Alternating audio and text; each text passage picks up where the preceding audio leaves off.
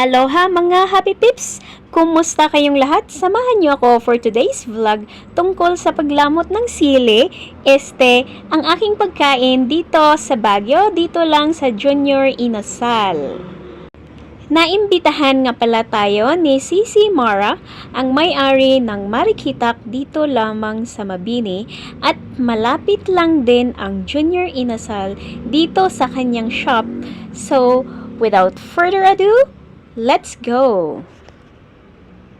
Ang Junior Inasal ng Baguio ay matatagpuan dito lang sa Olympian Lane, Upper Mabini Street.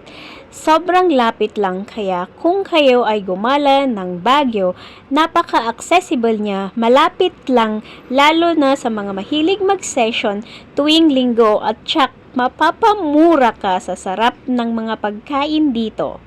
Kasama ko nga pala dito sina Ma'am Mara, Ma'am Igorota Konyang, Ma'am Gladys, Sir Sherin, and Sir Dreamer Boy. Dito sa Junior Inasal, di ka mag-aalinlangan, napakalinis at napakaaliwalas ng ambience. And of course, may free wifi. Saan ka pa? Kainan na may pagka-cafe ang peg. Bet na bet mga besh. At dahil barbecue ang aking kakainin, hindi pwedeng walang sili at kakain tayo ng nakakamay. Siya nga pala mga Happy Pips, may hand washing area, kaya wala namang problema kung gusto nating magkamay, o choice mo kung gagamit ka ng plastic gloves. Recommended ang Junior Inasal dahil una, napakasulit sa sarap. Pangalawa, malalasahan mo ang mga spices and herbs outside and inside the meat. Pangatlo, charcoal siya inihaw, so safe na safe tayo dito. Pang-apat, well done ang meat, unlike yung ibang chicken na luto ang labas, pero sa loob ay mga dugo-dugo pa or red ang kulay, which I think everyone doesn't like something like that. Pang-lima, the sili and calamansi is a must.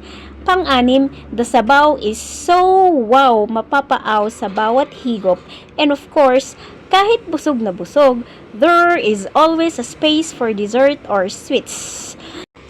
The halo-halo is so 100% recommended because number one, it's so creamy and yummy like me. Number two, well blended ang mga ingredients, like it's perfect. Parang tayo, perfect na perfect sa isa't isa. Number three, the ice is smoothly crushed and it has its own taste. Hindi siya flaky, yung smooth siya sa dila. Basta, subukan nyo at ma-prove nyo yung sinasabi ko.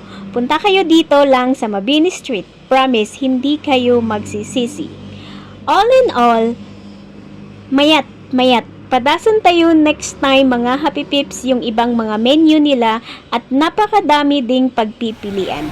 Anyways, anyhow, inihaw ang usapan. Stay safe, stay kind, and see you around.